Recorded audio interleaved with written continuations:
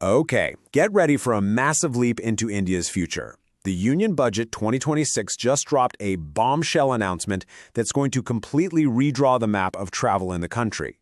We are talking about a brand new nationwide network of bullet trains. And believe me, it's set to redefine travel as we know it.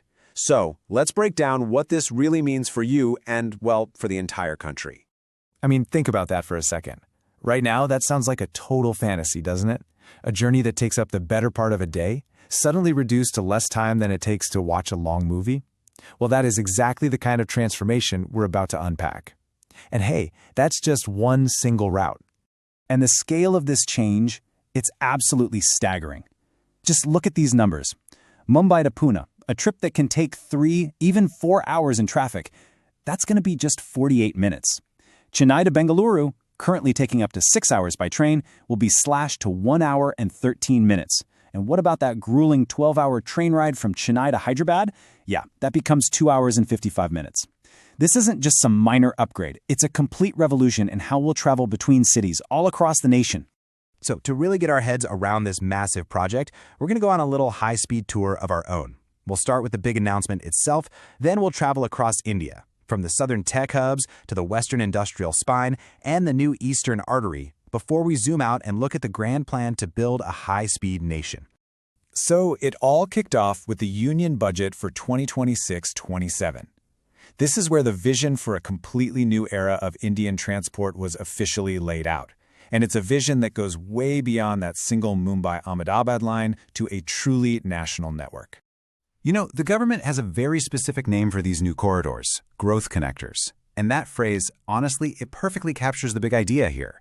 These aren't just train tracks. They're seen as strategic tools designed to weave together the country's economic powerhouses, to boost business and to create a faster, greener way to travel. It's all about connecting India for growth. All right, let's move to our first stop on the tour and see how this all comes together in South India. The plan here is to create a really powerful, interconnected network between the region's major tech and manufacturing centers. The railway minister actually calls this the South High-Speed Diamond.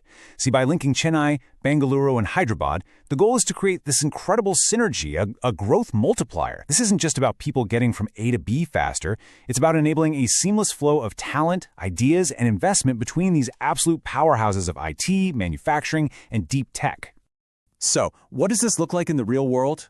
Well, the journey between Chennai, an automotive and manufacturing giant, and Bengaluru, the heart of India's startup scene, will take just 1 hour and 13 minutes. You could literally have breakfast in one city and be at a crucial investor meeting in the other before mid-morning.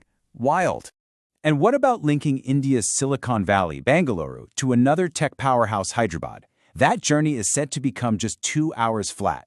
This completely rewrites the rules for collaboration. It allows for day trips that were pretty much unthinkable before, and it could potentially merge two of Asia's most dynamic tech ecosystems.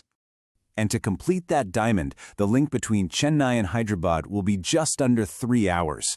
A trip that right now eats up half your day will become a comfortable morning or afternoon journey, forging a true high-speed triangle of economic power. Okay, let's shift our tour westward now.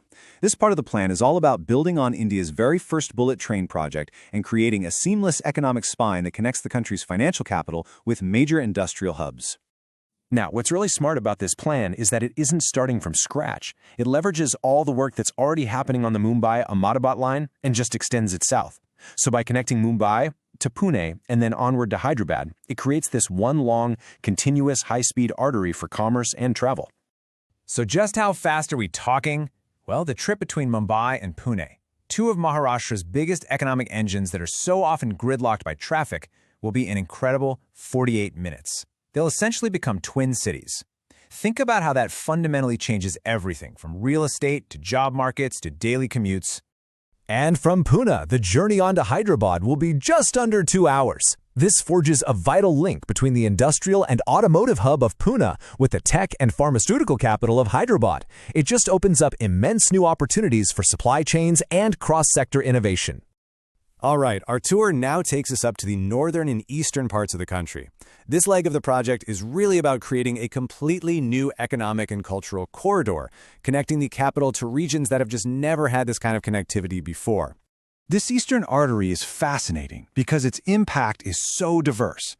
I mean, it connects the national capital Delhi with major spiritual centers like Varanasi. It passes through key educational and medical hubs in Uttar Pradesh and Bihar. And then, crucially, it extends all the way to Siliguri in West Bengal, the strategic gateway to India's entire northeast, which will open up trade and tourism like never before.